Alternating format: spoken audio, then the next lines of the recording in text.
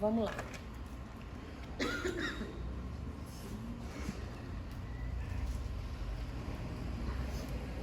O microfone não vai ajudar não, né? Não, tá bom.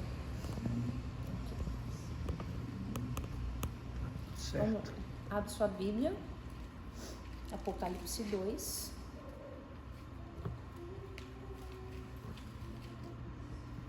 Versos 12.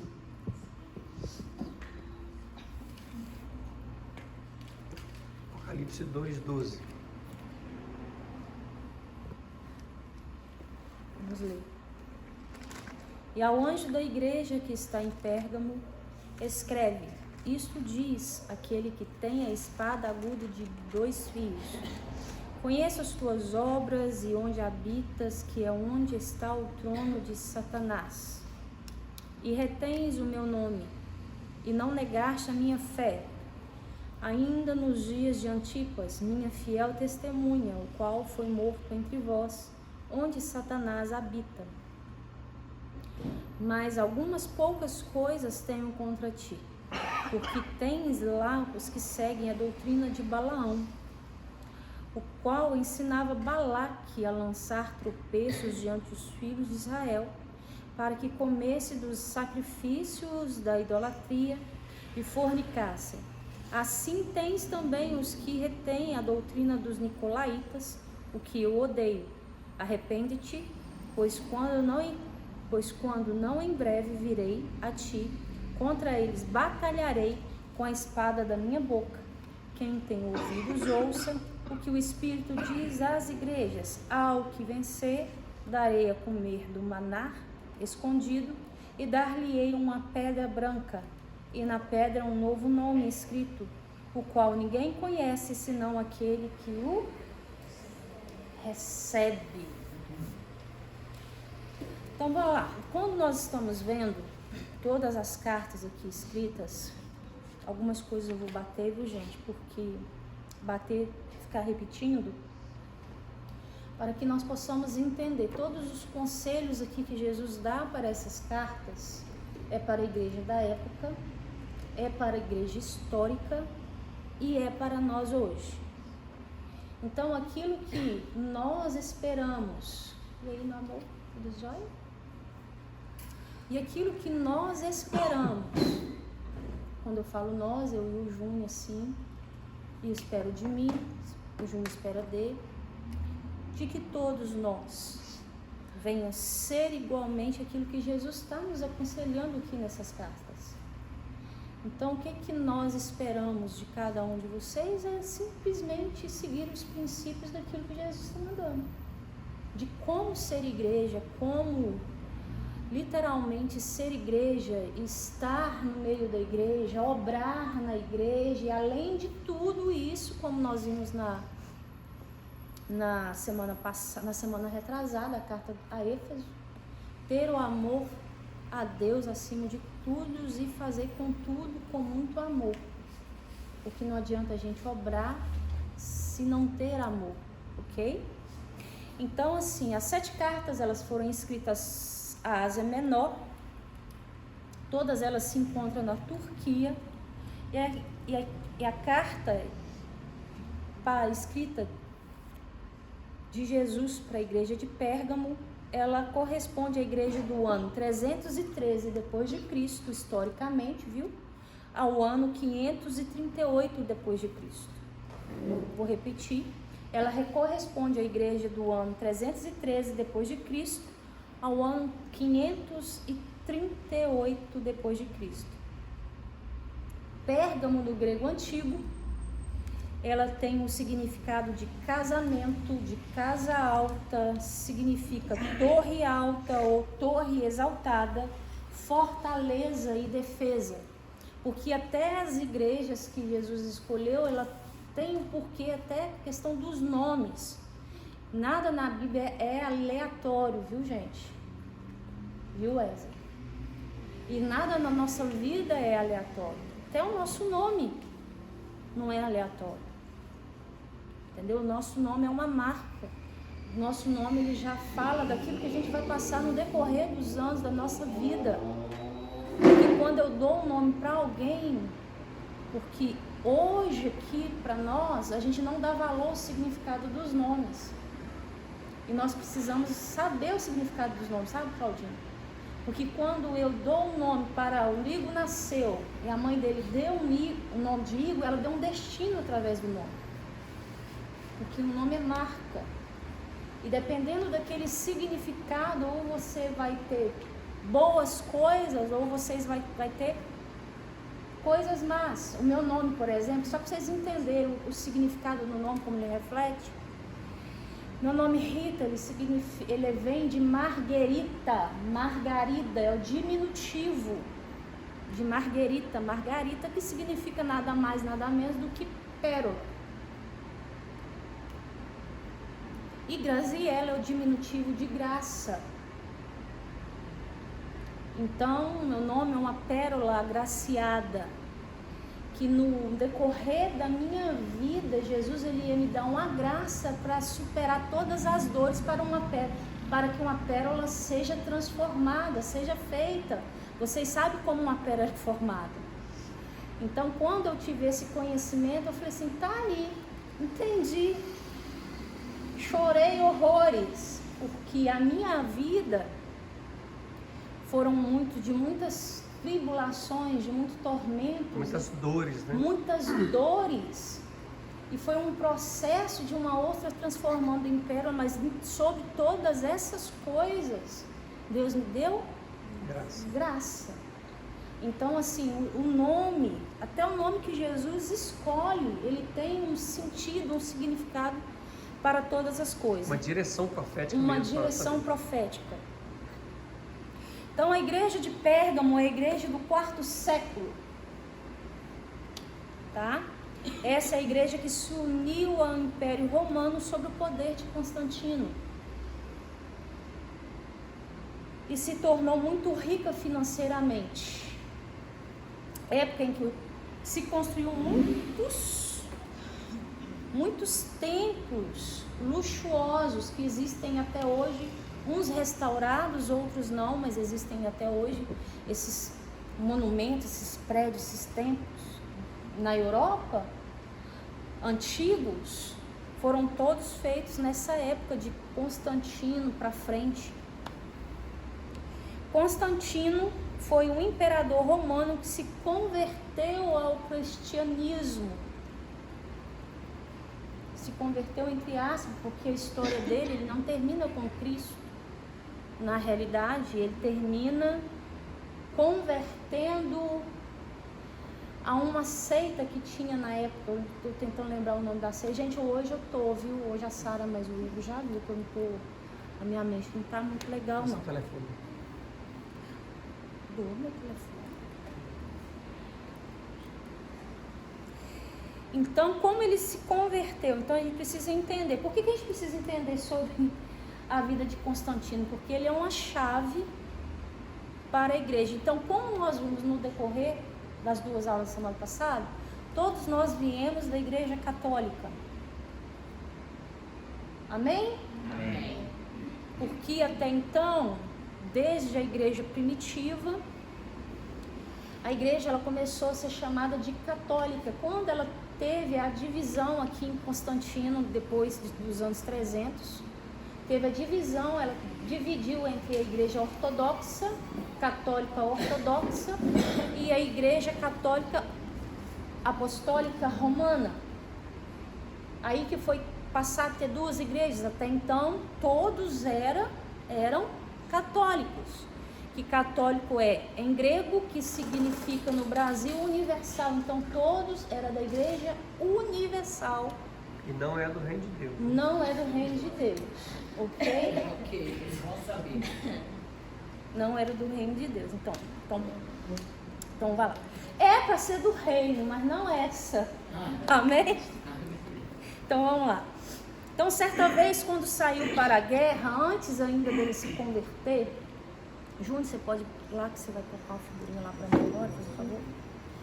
Certa vez, quando ele foi para uma guerra,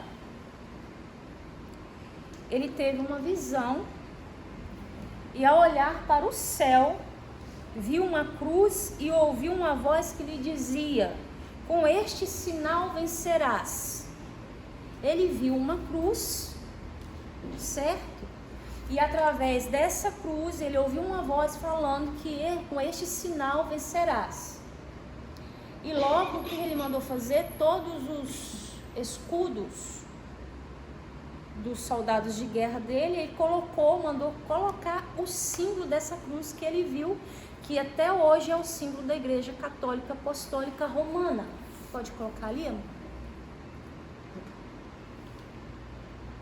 Este símbolo aí. Ok? Todo mundo vendo?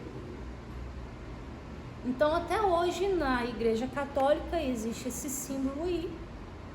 Então, ele ouviu, e logo depois que ele viu esse sinal, ele coloca como brasão, né? Ele começa a usar como brasão.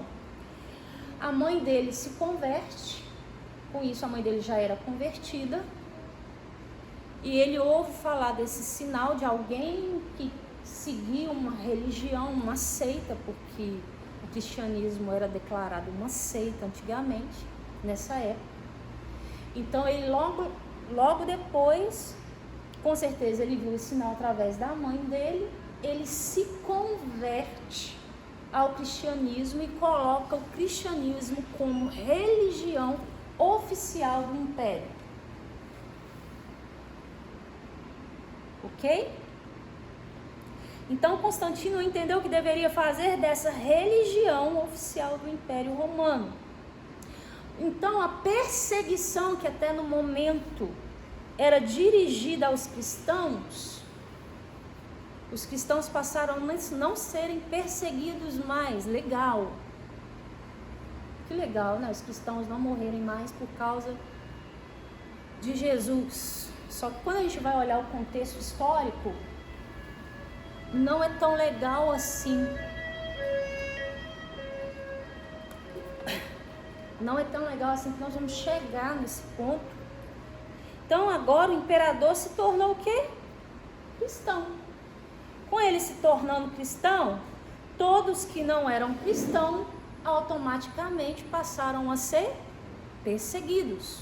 Começou a ter o inverso. E eles, para não serem perseguidos, eles começam a se converter para não terem problema com o Estado. Com isso, gente, fazendo com todos quisessem participar da religião do império, então começou a ter muitos crentes convertidos e não convertidos. Ou seja, eram convertidos para não ser perseguidos, mas não eram convertidos. Ok? Então começou a entrar dentro da igreja muitas pessoas, ricos e mais ricos, porque era legal ser da religião do imperador. Então vinham muitos ímpios dentro da igreja. E essas pessoas, elas começaram a ser convertidas da boca para fora. Não eram todos, viu? Mas maioria eram convertidos da boca para fora para não serem perseguidos. A perseguição, gente, ela tem o seu papel na vida do cristão. Talvez hoje a gente não é perseguido pelo Estado,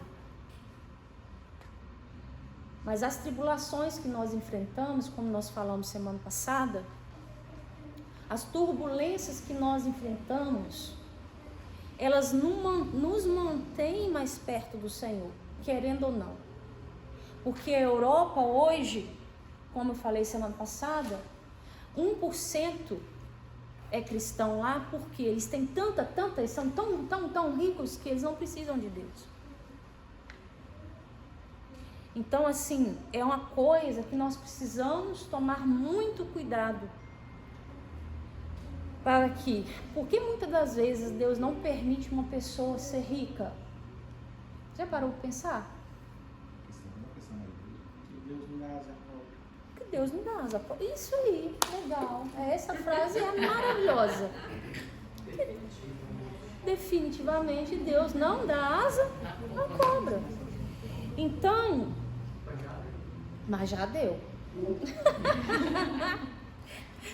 Mas então começou a ser construídas grandes catedrais, vários prédios e monumentos para receber todo o povo convertido ao império. Só que com isso, a mãe de Constantino, por exemplo, quando ela se converte depois, ela vai em Israel e começa a ver lá, né, todo aquilo que Jesus, e começou a pegar algumas coisas, alguns instrumentos da época de Jesus, e começou a trazer para Roma. E com isso começou-se a idolatria muito sutil com as coisas materiais ali.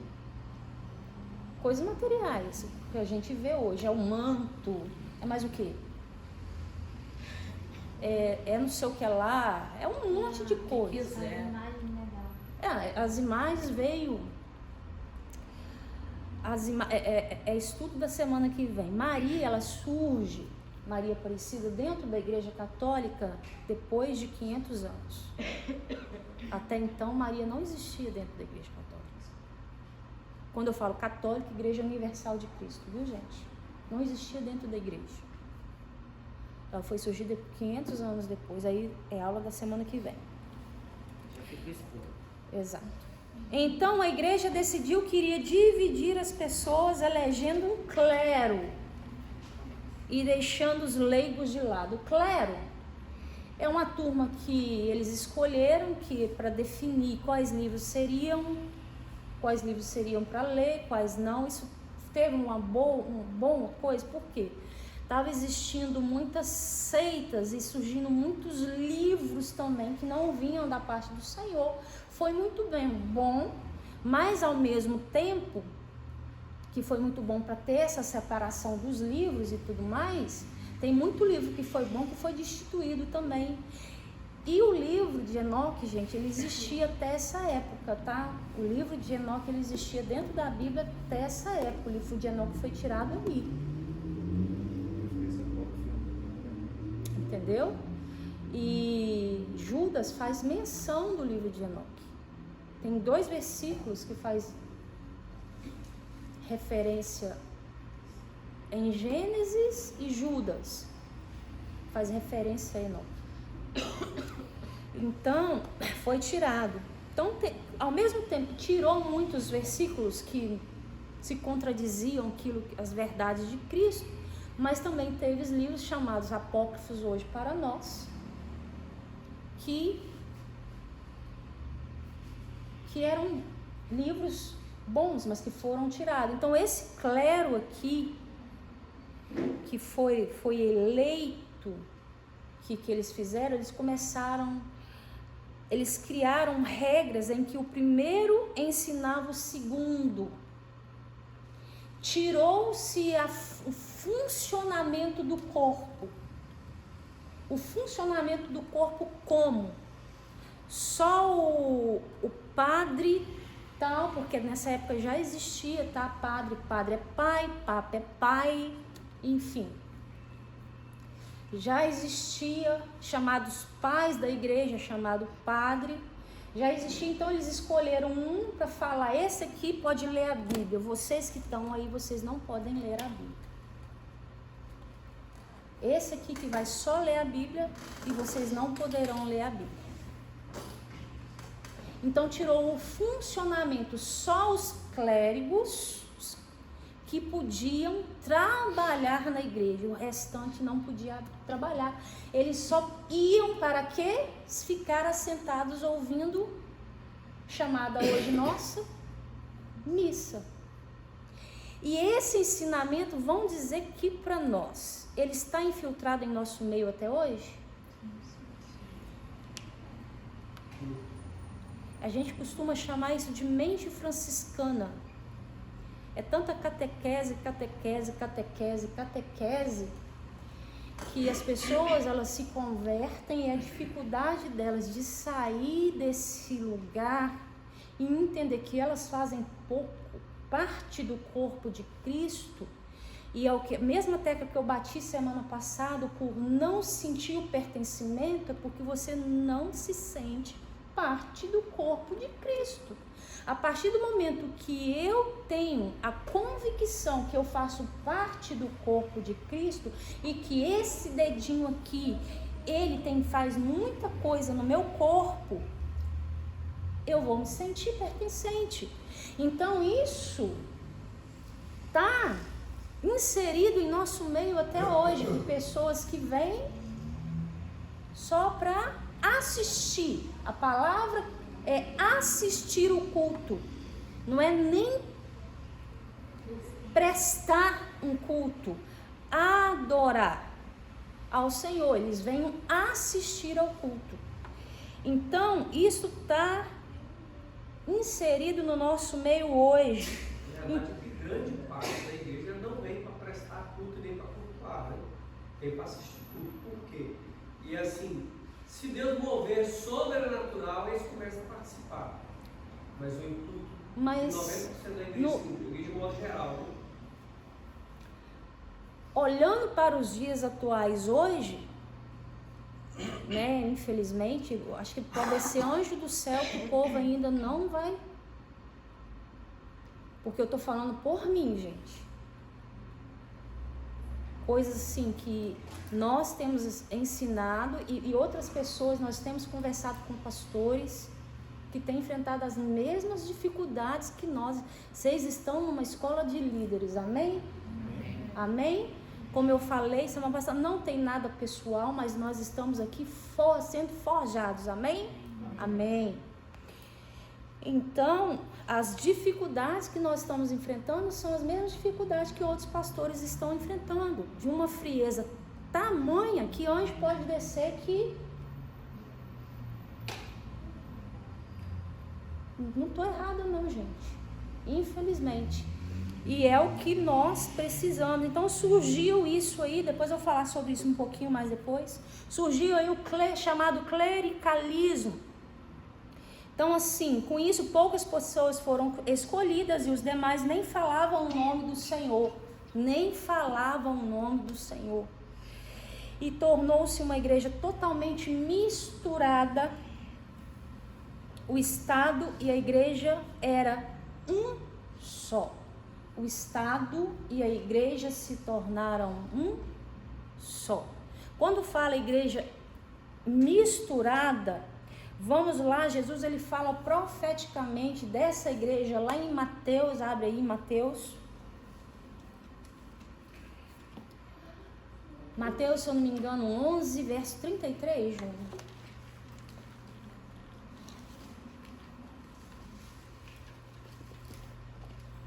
Não, é 32.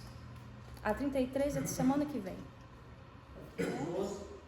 Não, não é 11 não. Não, 11 vai dar 11 até 30. Então vai para 13. Oi? Vai para 13. Mateus 13? Aham. 13, 30. E 2. A qual é realmente a menor de todas as sementes, mas crescendo é a maior das plantas, se faz uma árvore, de sorte que vem as aves do céu e se aninham. O seu está incompleto. Quem está escrito assim, o reino dos céus é semelhante? Ah, começa no 31. Ah, mas é o 31. 31, vai lá. 31 e 32. Outra parábola lhes propôs dizendo: o reino dos céus é semelhante ao grão de mostarda que o homem, pegando dele, semeou no seu campo, o qual é realmente a menor de todas as sementes, mas crescendo é a maior das plantas, e faz uma árvore dela, de sorte que vêm as aves do céu e se aninham em seus ramos. Agora lê a 33. Outra parábola lhes disse: o reino dos céus é semelhante a fermento de uma mulher que introduz em 3 medidas de farinha até que tudo seja levedado. Que mulher é essa? É a igreja. Ela pega e mistura fermento na massa. Fermento, fermento tipifica o pecado. Então Jesus está falando historicamente ali, esse versículo, a parábola do semeador, gente, Jesus fala historicamente daquilo que ia acontecer em todas as igrejas, na história da igreja, até a volta dele, ok? Então ali ele está falando assim que a igreja ia pegar fermento, ia introduzir na massa e ia fermentar a massa inteira. Ou seja,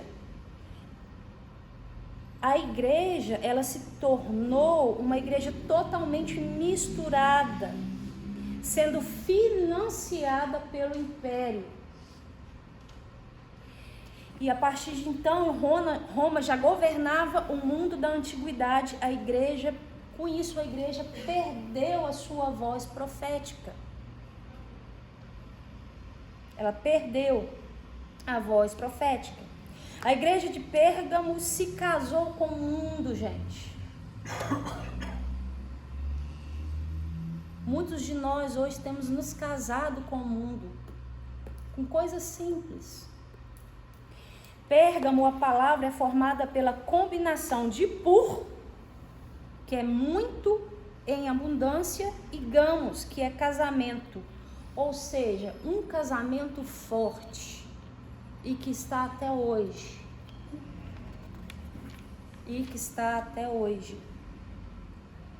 Então, Pérgamo, ela prefigura a igreja que entrou em união matrimonial com o mundo e se tornou uma alta torre fortificada.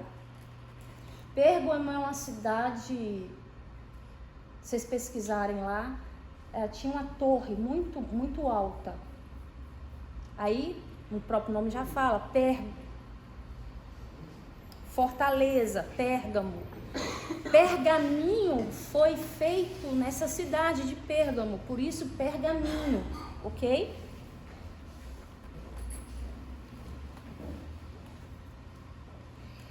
Então, aí a igreja de Jesus que está despojada de Cristo, ela se casando com o mundo, o que acontece? Ela é considerada fornicadora, espiritual aos olhos de Deus, adúltera aos olhos de Deus. Porque todas as vezes que Deus ia falar com Israel que eles estavam em pecado, que eles estavam relacionando com outros deuses, Deus falava assim: vocês estão adulterando. É um adultério espiritual. Vocês estão entendendo? Então, qual é a revelação de Cristo? Jesus, ele se revela para essa igreja como? Nesse contexto todo aqui, como que Jesus se revela para essa igreja?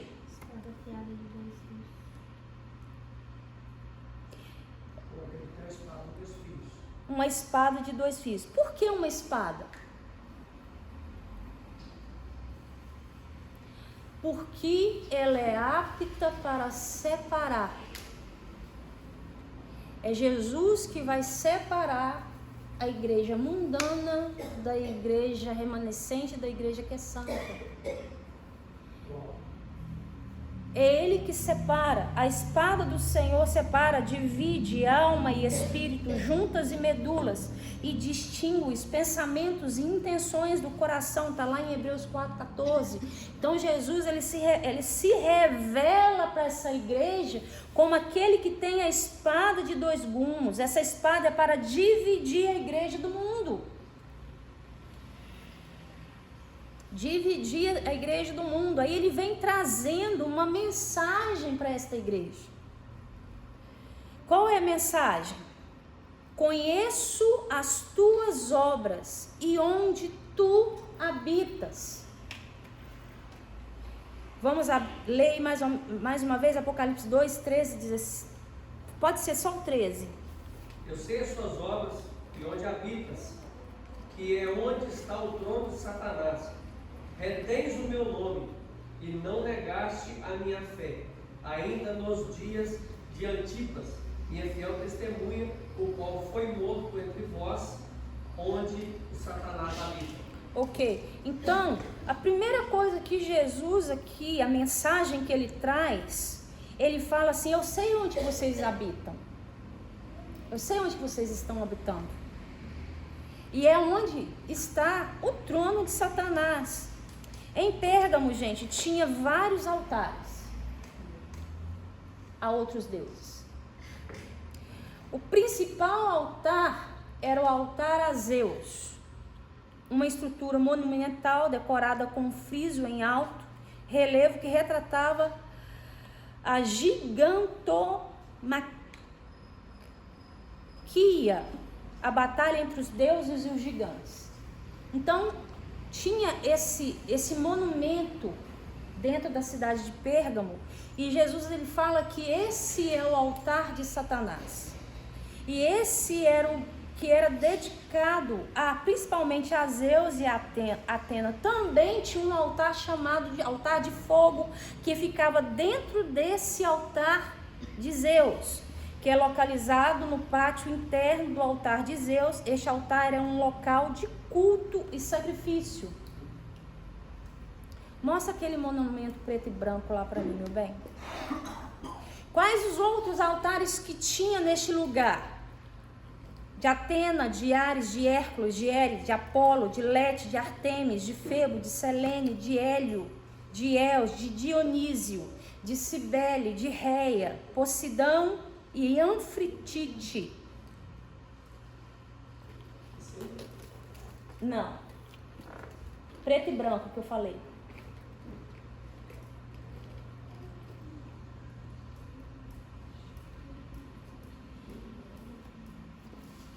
Ué, amor? Não. Não. Eu te mandei. Espera aí. Acontece. E olha o que aconteceu, gente. O Júnior já até passou ali, mas deixa eu explicar um pouquinho. Então tinha esse altar a Zeus. Olha o que aconteceu em esse aí é o altar a Zeus.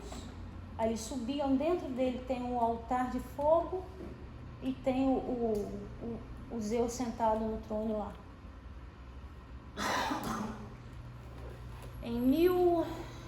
Se eu não me engano, 1930, eu esqueci o nome do homem também. Ah, não, tá aqui. Eu não sei falar inglês, não. Mas tá aqui. Ele foi nessa cidade de Pérgamo. Esse monumento, essa construção, ela estava destruída pelo tempo, certo? Ela estava destruída pelo tempo. Esse homem, Karl Ruhmann, sei lá, não sei como é que fala. Ele pegou todo esse tempo. Pode voltar lá, Bezinho. Pode voltar lá. Pode. Ele pegou todo o templo, gente. Ele pegou todo o templo desse altar construído para Zeus, lá em Pérgamo, e levou todo o altar e reconstruiu ele em Berlim. 1930. Esse e o outro. Tá aí, ó. Hoje é um museu que tem lá em Berlim, com esse altar, onde habita demônios,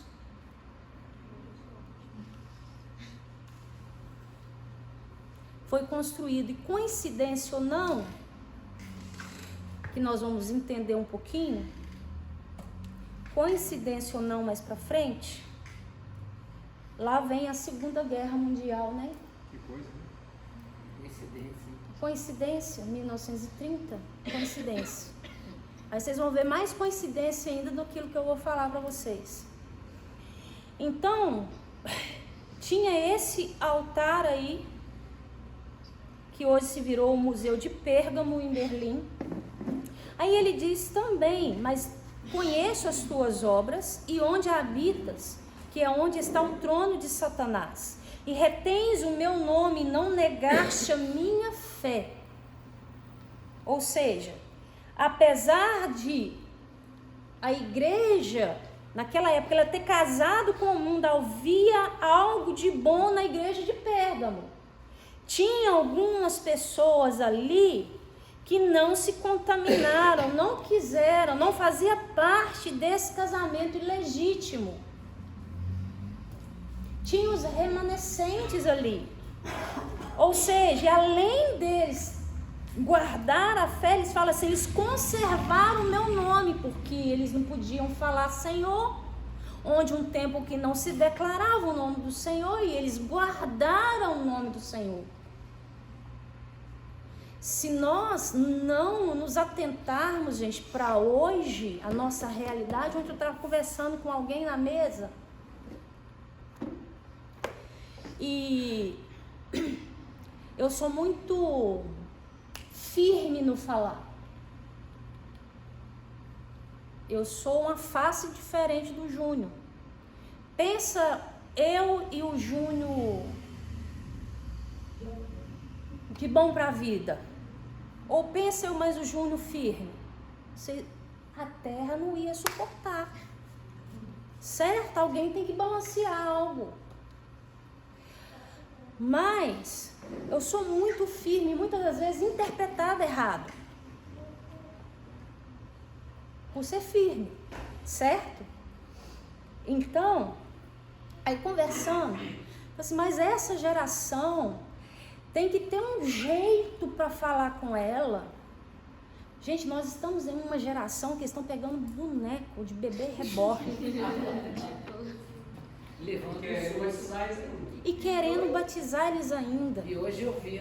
E sabe o que eu falei com essa pessoa? Porque primeiro, além de eu ser colérica e com muita humildade, eu tenho um encargo profético que é diferente do profetizar. Profetizar qualquer um de nós fazemos, certo? Ou devemos fazer. Temos que fazer, porque Paulo fala assim, todos deveis, é uma ordem, todos deveis profetizar. Porque eu posso falar para Sara e falar assim, Sara, e profetizar não faz parte, assim disse o Senhor, que a pessoa ela é tomada pelo Espírito, faz parte. Mas o profetizar, eu vou profetizar sobre a vida dela e tudo. Mas quem tem um encargo profético, ele faz com 3 pilares. O de exortação, o de edificação e o de consolo. Eu virei para essa pessoa e falei o seguinte, nós vamos nos amoldar a essa geração ou vamos ensiná-las a ela o princípio da palavra do Senhor? Porque Jesus, se Jesus estivesse hoje em nosso meio, qual seria a mensagem de Jesus?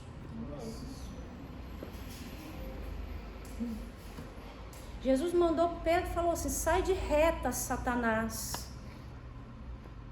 E Pedro não saiu ofendido. Faz isso hoje com alguém na igreja, se você um processo. Tem isso. Olha como a gente me vê agora. Ou nós caminhamos naquilo que a palavra diz, ou nós vamos nos amoldar ao mundo. E esse tempo aqui, o que a igreja fez? Se amoldou, colocou o mundo, e quando eles colocaram, começou imagens, só que aí depois de 1500, porque a igreja católica, não dominando o povo que não largava os deuses, começou a trazer as imagens pagãs para dentro da igreja. Não posso com eles, juntos-me a eles. Juntos-me a eles, a igreja apostólica romana, ok? Então, o que acontece? Então ele falou assim, conservei o meu nome, nós precisamos conservar o nome do Senhor, gente. Nós precisamos conservar o nome do Senhor. Então, aí ele vem falando ainda no versículo 13, ó, Antipas, ainda nos dias de Antipas, minha fiel testemunha, o qual foi morto entre vós, onde Satanás habita. Antipas, significado de Antipas, do seu nome, era contra tudo. Antipas era ele é declarado um pai da igreja, viu? ele foi já velho, o nome dele significou contra tudo, então ele começou a ir contra tudo isso que a igreja estava fazendo. Ele foi uma fiel testemunha do Senhor que se levantou contra tudo. Hoje nós precisamos nos levantarmos contra tudo que nós estamos vendo. Ou nós nos amoldamos ou nós vamos contra tudo e vamos passar a ser o chato da história.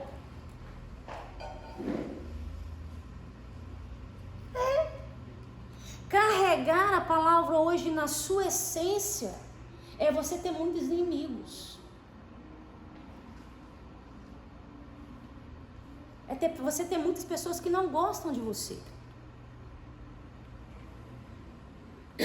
Porque se hoje eu mais o Júnior for pregar a Bíblia do jeitinho que é para ser pregado, Vamos queimar, vamos botar fogo na cinza. vai botar fogo em nós. E não é só em nós, não. Pastor Kleber de Jesus falou, tem coisa tá feia.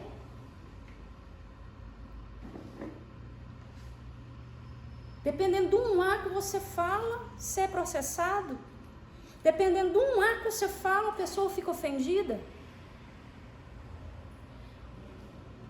Hoje nós somos homens para guerra ou nós somos bebês reborns? Gente, eu tô falando algo sério mesmo. Muito sério. Então, o que acontece? Ele foi tudo que foi introduzido e praticado pela igreja mundana, tornando-se um mártir do Senhor. Você sabe o que eles fizeram com ele? Nesse altar de fogo que tinha um boi. Coloca lá, Ju, fazendo um favor. Tinha um boi, um novilho, sei lá, feito de bronze, sei lá. Eles colocaram ele dentro. Olha lá. Ele foi morto dentro desse local. Para mim, esse local, esse museu lá, eu nem piso lá nesse lugar. Primeiro, é turístico. Primeiro, por causa dos demônios que habitam nele. Eu fico bobo de ver como que tem cristão que vai lá tirar foto com Buda.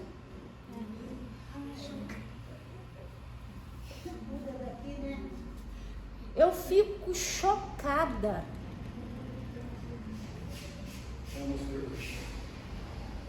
Eu fico chocada. E ele foi colocar, ele sim tem um apitinho assim, ó, que enquanto ele foi queimado, ele com as suas preces orando lá dentro, saía as preces das orações dele de dentro lá dentro, junto com fogo. Ele foi morto desse jeito, Antipas. Por coincidência ou não, esse altar levado lá, não sei se é coincidência, né, gente? Não sei. Por coincidência ou não, esse altar que foi levado lá, começou a Segunda Guerra, começou o Holocausto, os judeus começaram a ser colocados dentro do caminhão, jogaram uma fumacinha dentro dele para eles morrerem. É coincidência? Eu não sei. É coincidência? Não é, não. Nunca foi. Nunca foi. Então, que nesses dias nós precisamos o que? Ser Antipas para sermos vencedores. O que é ser Antipas? É ser contra tudo que está sendo pregado, que está sendo falado, que está querendo entrar e adentrar dentro da igreja de Cristo. Não existe nenhum vencedor que não seja Antipas. Não existe nenhum vencedor que não seja Antipas. A nossa maneira de viver, ela precisa ser contrária ao mundo. E é isso que Cristo está nos ensinando aqui. Nós precisamos ser contrários. Caio, aqui eu posso falar, Caio, quantas igrejas você visitou? Várias. Quantas tem estudo da palavra? Poucas. Esses são o mundo que nós estamos vivendo hoje. O Evangelho, porque os altares se tornaram coaches. E agora qualquer uma palavra que vem contra esses altares, o povo sai ofendido. Não se prega mais de pecado, porque se pregar de pecado, a pessoa fica ofendida. Vai perder os dizimistas da igreja.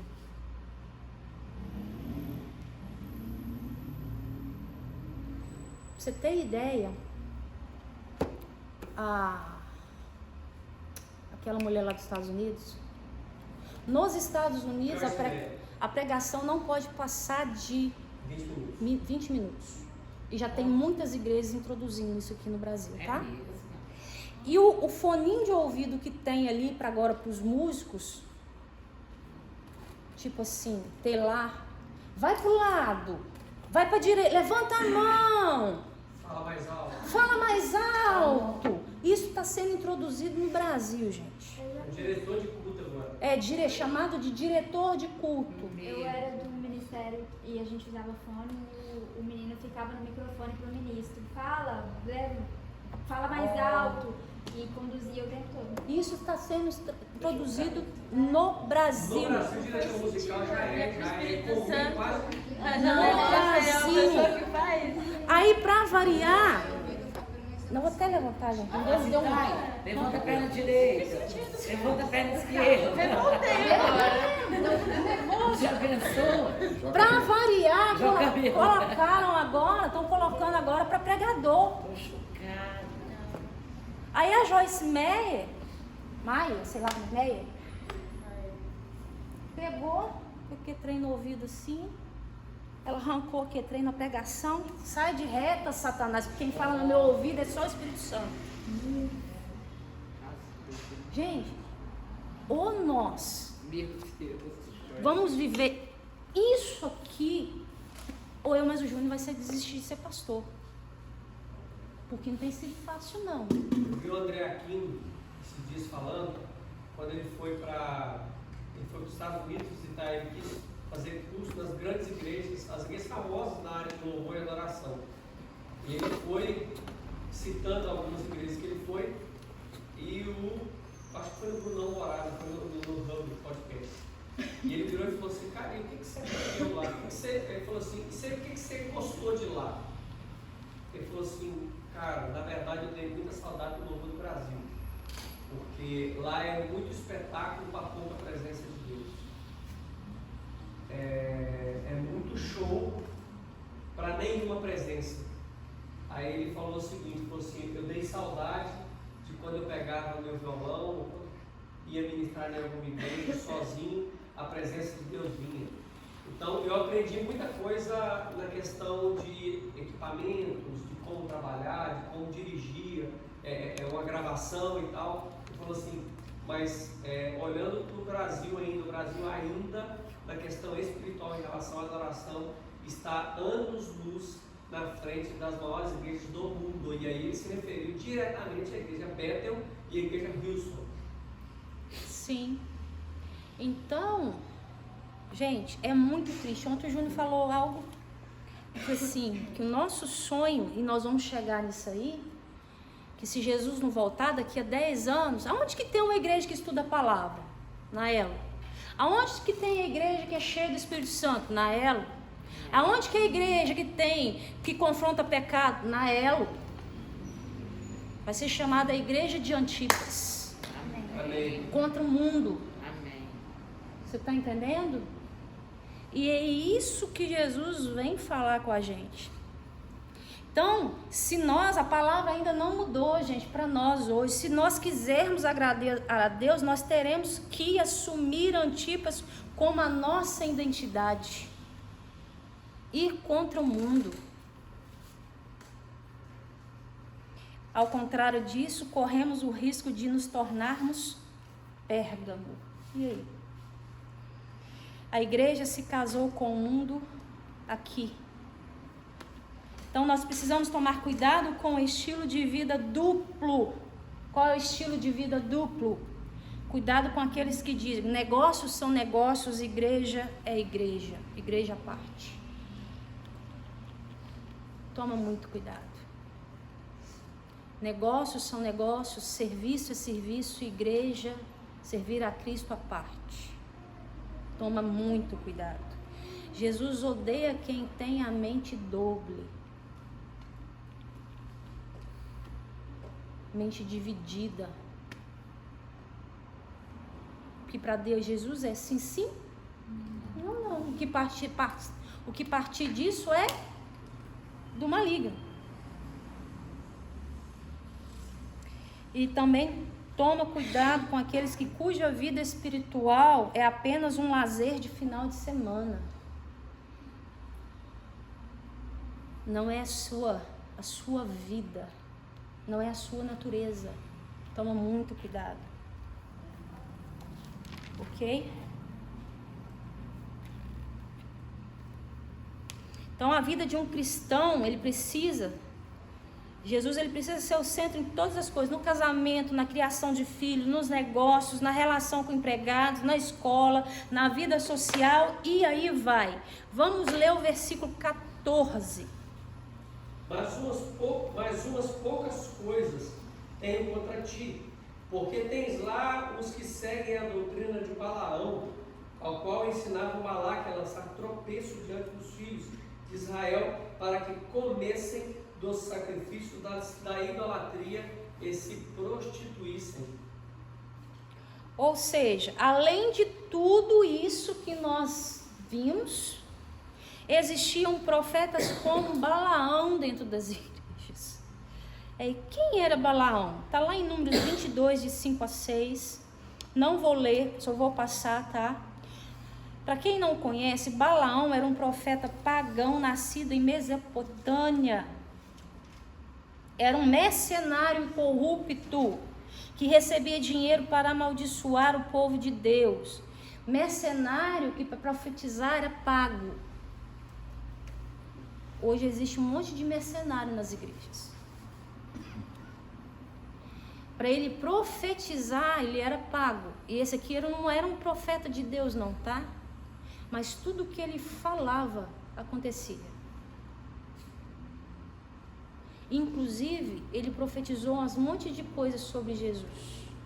E se cumpriu todas. E o que ele falou sobre Israel? Porque quando ele foi abrir a boca para profetizar, para amaldiçoar Israel, o Espírito Santo tomou a boca dele e começou a profetizar bênçãos. Qual profeta do inimigo nessa face da terra que o Espírito Santo precisa tomar a boca dele para ele não jogar a maldição, porque tudo que ele fala acontece?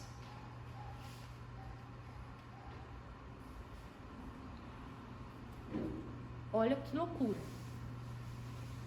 A história você já sabe. Ele era Então, ele recebia dinheiro para amaldiçoar. Então, ele aceitou profetizar contra o povo de Deus. Balaque pagou para ele fazer isso. Balaão, significado do nome de Balaão é aquele que se vende por dinheiro. Vocês estão vendo que todo nome nosso tem a ver com o nosso destino, com aquilo que nós vamos fazer? O nome dele é aquele que se vende por dinheiro. Então, ele começou a fazer. Então, só que ele não conseguiu. Ele jogou bênção. E ele não conseguindo, o que ele fez? Ele criou uma estratégia para derrotar os filhos de Deus. Os filhos de Israel. Qual a estratégia que ele fez? Ele ensinou Amaleque. É Amaleque mesmo, amor? Balaque. É porque eu estava estudando sobre Amaleque essa semana. Balaque a fazer isso aqui, ó. Pega as mulheres mais bonitas que você tem aí e lança no arraial deles. No meio deles. As mais endemoniadas também. As mais endemoniadas.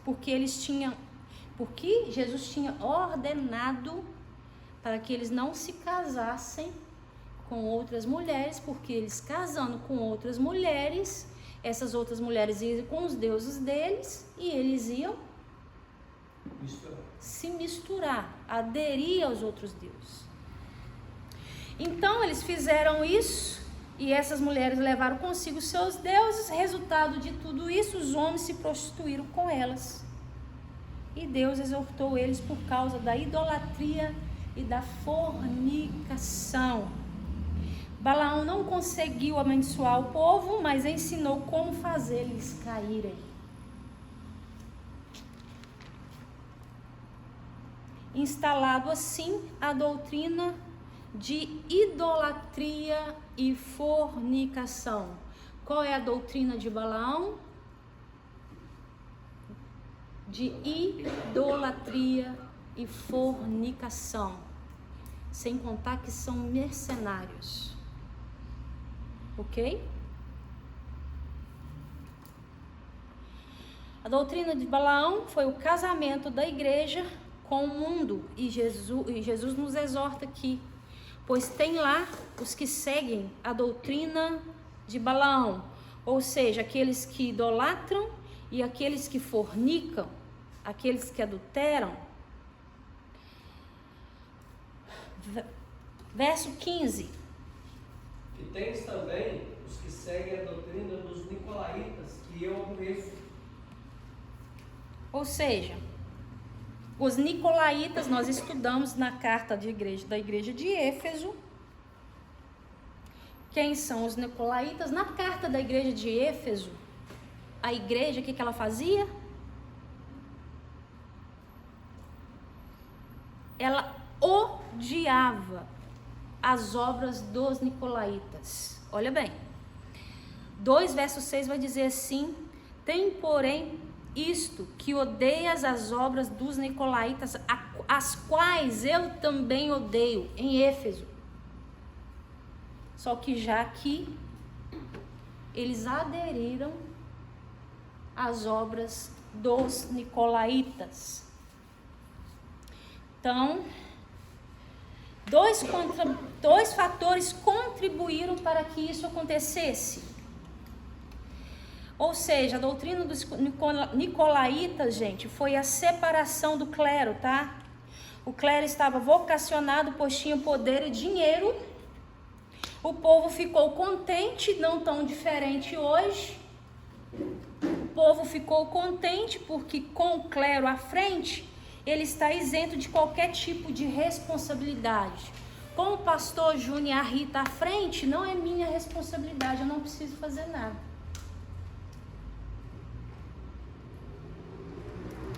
Isso aqui está introduzido nas nossas cabeças até hoje.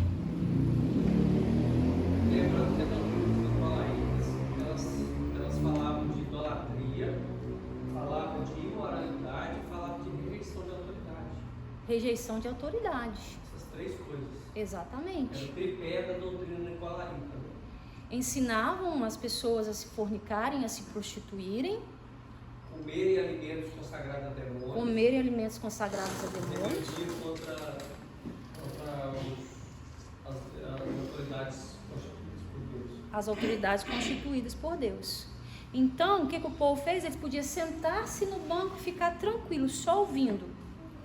Por quê? Porque apenas os vocacionados, os escolhidos, os clérigos podiam ler a Bíblia e falar dela. E com isso, gente, todos, qualquer católico apostólico romano, ele vai falar assim que o verdadeiro católico romano, ele não lê a Bíblia.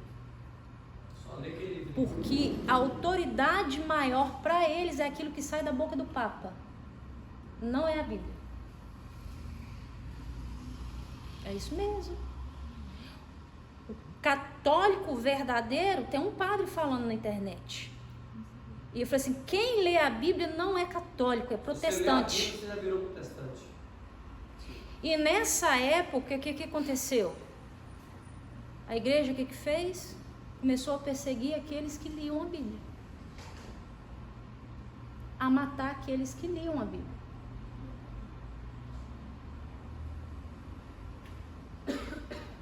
Vocês estão entendendo? Hoje temos muitas igrejas que seguem esse sistema, como eu já disse. Nós somos uma nação santa, um sacerdócio santo. Nós todos precisamos servir a casa do Senhor. Nós somos um povo adquirido, ok?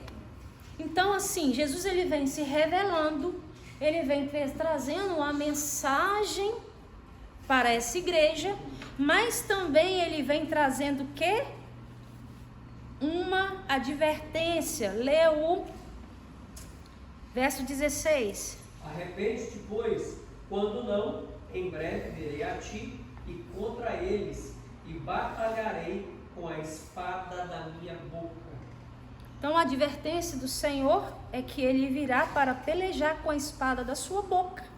Ou seja, vai trazer justiça. Ele vai trazer justiça, e isso refere mais uma vez o julgamento de Cristo por meio da verdade da sua palavra, que é o tribunal de Cristo. Sim? A inversão está aqui. Mude sua mente a sua atitude, uma das versões que está vendo aqui. Mude sua mente a sua atitude, caso contrário, eu virei a você subitamente e lutarei contra eles com a espada da minha boca. Eles quem? Os que estão praticando. Ah, tá, então tá. Referindo. Entendeu? Porque ele vai vir com a espada, ele vai dividir os que são remanescentes e os que praticam essas coisas. E aí aqui foi o que me levantou a dúvida de fato. Mude sua mente e a sua atitude. Arrepende-te. Ou arrepende-se. Ou arrepende. É mudar a mente, é metanoia. Metanoia. Isso é só uma tradução diferente. E esse batalharei com a espada da minha boca, isso aqui é uma alusão ao julgamento. Ao tribunal de Cristo. Ao tribunal de Cristo. É quando ele vai descer com a sua espada. A Bíblia fala que ele descerá, gente, com a espada na boca. É pela palavra que ele vai dividir todos aqueles que são e aqueles que não são, ok? Vamos lá então. Qual é a recompensa do vencedor? Verso 17. Quem tem ouvidos ouça o que o Espírito diz às igrejas. Ao que vencer, darei de comer do maná escondido, dar-lhe uma pedra branca, na pedra um novo nome, a qual ninguém conhece senão aquele que recebe. Mais uma vez a carta ela vem falando de... ela vem falando no final que quem tem ouvidos ouça o que o Espírito diz às igrejas. Jesus ele começa falando e se revelando, e as cartas elas sempre terminam com o Espírito Santo dizendo, porque é o Espírito Santo que convence o homem do pecado e do juízo. E ele fala mais uma vez, ao que vencer, não é aos que vencerem, não é no plural, é ao que vencer. Vai ter aqueles que não vão vencer isso. Então aquele que vencer, aquele que for contra isso, aquele que trazer para o peito, eu sou Antipas. Você entendeu? Vencer o quê? Vencer a união com a igreja e com o clericalismo. Vai receber o quê? O maná escondido. Que maná é esse? O que é isso? Hã? Eu estou pensando desde a verdade da aula passada, porque eu li o spoiler da segunda aula, aí eu vi esse negócio de maná escondido e de o nome gravado na pedra que ninguém sabe o nome, a não ser aquele que o recebe. Aí eu estou com isso desde a semana passada na cabeça, querendo saber. Olha bem, não vou ler os versículos também, senão demora muito tempo, Eu viu? entendo que a pedra seria como absolvição. A pedra, Sim. vamos chegar lá. Olha bem. Quando fala de maná, nós temos que ir para Êxodo, certo? Êxodo relata que quando o povo murmurou contra Moisés pedindo comida, Deus disse que enviaria o alimento. Que alimento é esse? Que eles mesmos deram o nome de maná. O que é isso?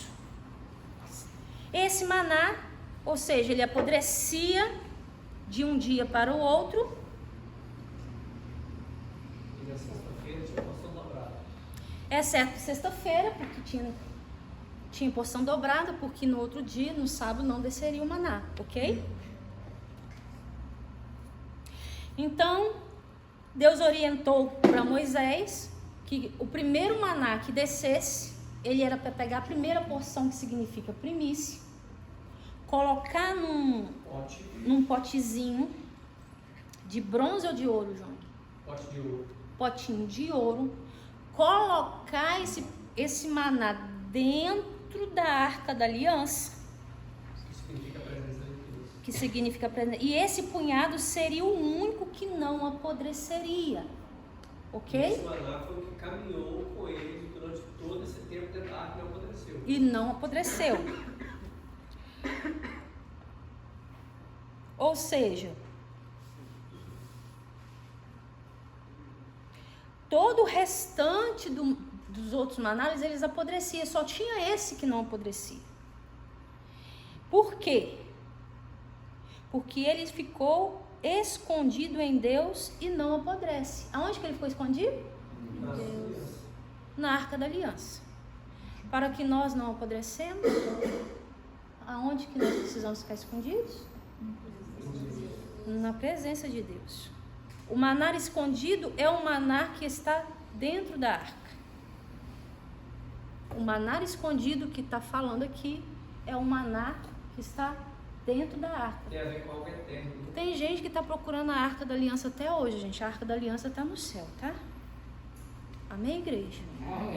Eu vi um cara falando aí, entendeu? Ah, todos falam, né? Estão cavando. E aí, se o cara fosse cavar onde ele acha que ela realmente está, vai dar conflito com todas Isso. as religiões. Na igreja com a raiz idólatra desse que nós estamos estudando. Se tivesse corpo de Moisés e Arca da Aliança, o que você me fala? Nem precisar de Jesus, não. Não ia precisar de Jesus, mas não. Tá entendendo? O maná visível era para o povo.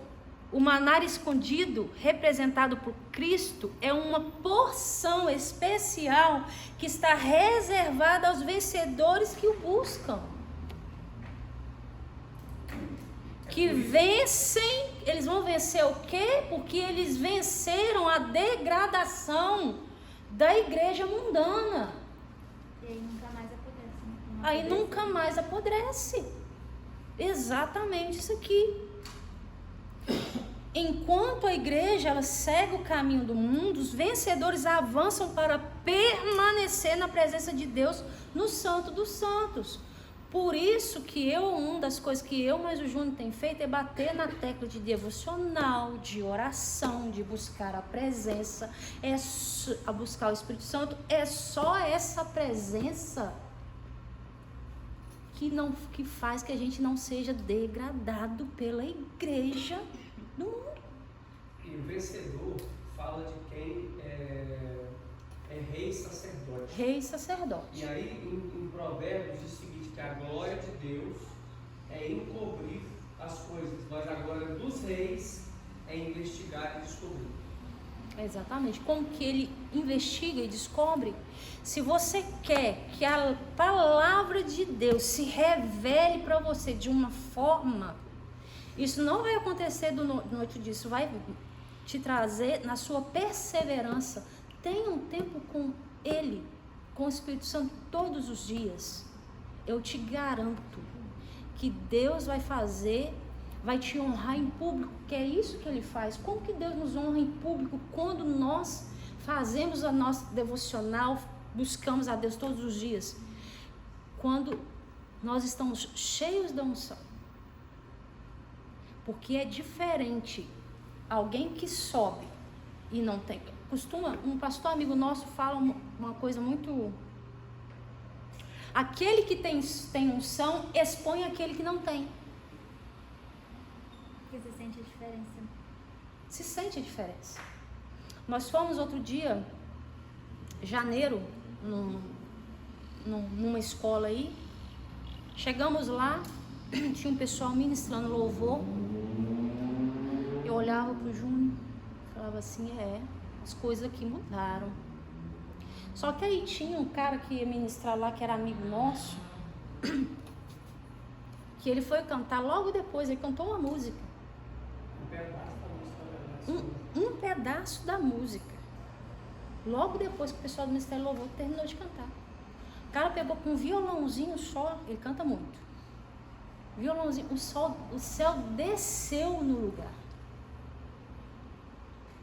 Então, para nós não sofrer a degradação da igreja mundana, infelizmente, existe essa mistura na igreja. Desde então, não tem o barro misturado com ferro? Exatamente, essa mistura, desde então, tem na igreja. Ok? Então nós precisamos buscar a presença de Deus, onde desfrutam Cristo oculto como uma porção especial para a sua provisão diária. Promessa cumprida hoje na vida adequada da igreja. Nós precisamos ter uma vida adequada, gente.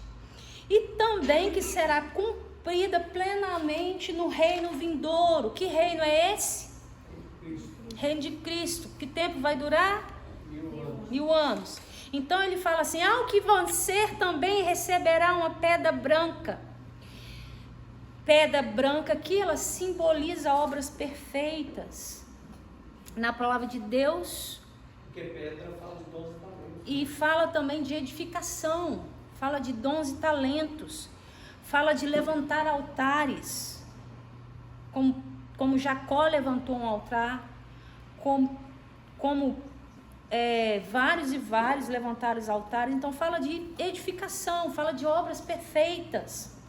O maná escondido visa transformar nessa pedra de edificação com um novo nome escrito, que só Jesus sabe.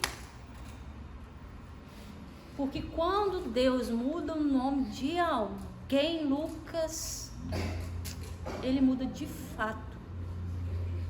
Lembra que eu comecei falando sobre o significado de nome? Porque quando Deus muda a vida de alguém, ele quer mudar destino. Você está entendendo?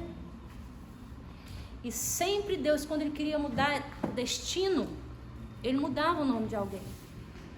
Abrão, que fala pai de um filho, mas como Abrão tinha que se tornar pai de multidões, Deus vira e fala para ele que ele se chamaria Abraão.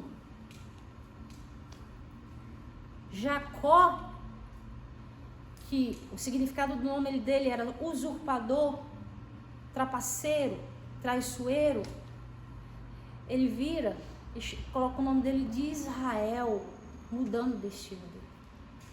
Saraí, que é a esposa de Abraão, Deus vira e muda o nome dela para Sara, porque Deus mudou o destino dela.